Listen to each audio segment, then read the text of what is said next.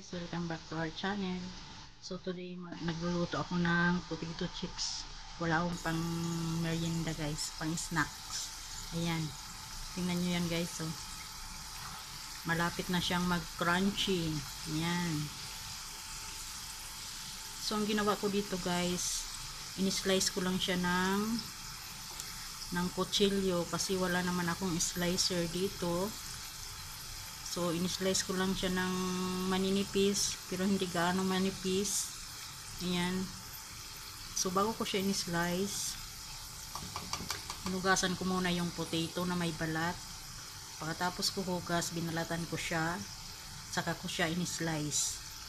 At saka, nilagay ko siya sa fridge ng 1 hour para mas pagluto natin, pag naluto na siya, super crunchy siya. Ayan. So malapit na siya guys. Ayan siya guys. Oh. Tingnan nyo yan. Medyo makapal lang yung paghiwa ko. Ayan. Yung iba maninipis naman. Tapos yung iba makapal. Hindi pare-parehas. Pero okay lang yan. Ako lang naman ang kakain yan. So wala akong pang merienda habang nanonood ng YouTube. Kaya habang nanonood, meron tayong yung tawag nito, makutim-kutim. Ayan. So yan na guys, malapit na siyang mag crunchy. So hintayin lang natin siya guys na mag brown.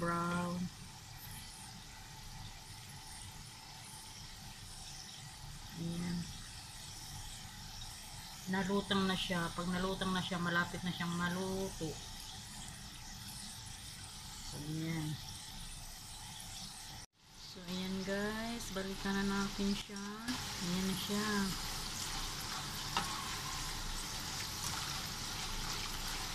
So, maano na siya guys. Tumutunog na siya pag hinahalo. So, ibig sabihin, crunchy na siya.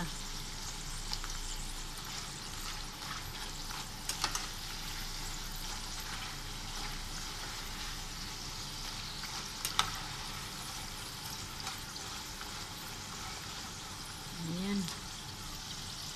Kita niyo ba yan guys?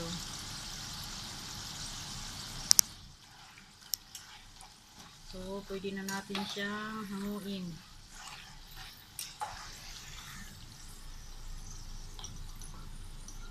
Hanguin na natin. At ilagay natin dito. Ayan. Tumutunog siya guys. Super crunchy na talaga niya.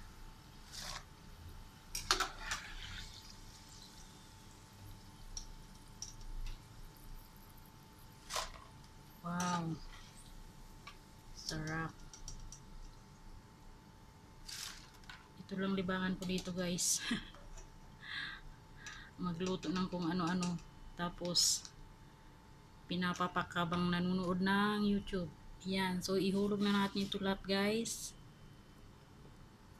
Ang natira.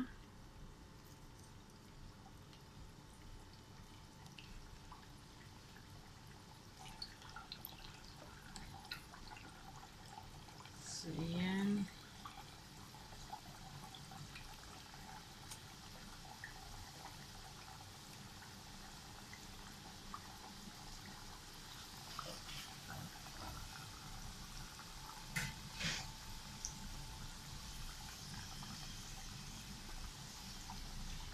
So, gaya ng una nating sinalang, hintayin natin siya na mag-brown.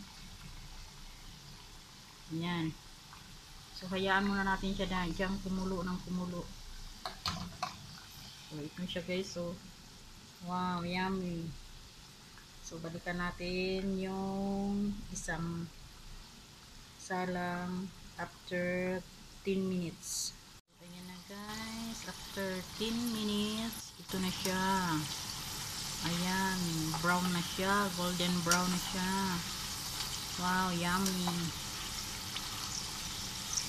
So, malapit na natin siyang hanguin. Ayan. Mix lang natin muna yung sa ibabaw kasi para mag brown siya. Super crunchy na siya guys. Ayan o.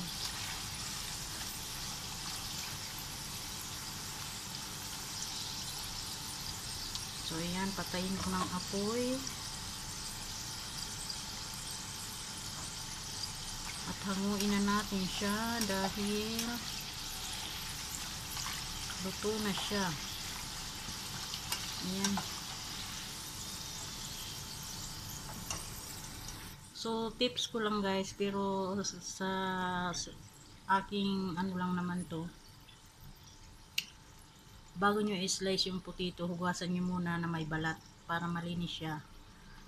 Tapos pag nabalatan nyo na, saka nyo na i-slice. Tapos wag nyo nang hugasan para yung lasa ng potato hindi maalis, di ba? Para manatili yung lasa niya, hindi alis yung lasa niya, para lasang potato din pa rin. So ayan, itong mantika ko guys, yung pinaglutuan ko yan ng potato fries din. Ayan, tinatabi-tabi ko lang kasi sayang naman, di ba? At saka pang ano lang talaga, potato lang talaga ginagamit ko dyan, ang niluluto ko dyan. So takpan ko siya, hintayin kong lumamig bago ko isalin sa lalagyanan. So ito na siya guys. So ayan. So ang panimpla natin dito guys, ano lang siya, salt. Ayan. So ito na yung aking kanina, unang naluto ko. So habang niluluto ko itong isa, ito naman ay pinatikim-tikiman ko na. Kaya ayan, konti na lang siya. At nilagyan ko na ito ng asin. So idagdag natin itong bagong hain. Ayan. So habang mainit pa, sprinkle natin siya ng salt. Salt lang. Pero kung mayroon kayong powdered cheese, mas masarap. Kasi wala naman ako ditong powdered cheese. Kaya ito lang, salt lang ang aking gagamitin panimpla. Okay naman. Sarap naman. Init.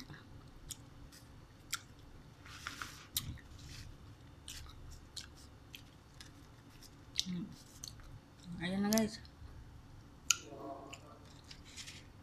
Habang nanonood ako ng YouTube, ito ang kinakain ko. Kung hindi itong potato fries, nagluluto ako ng potato fries. Basta kung ano lang maisipan ko dito sa kitchen. Pag wala na akong work. Yan. So ayan guys, hanggang dito na lang ang aking video. Hope na gustuhan nyo ang aking niluto ngayon.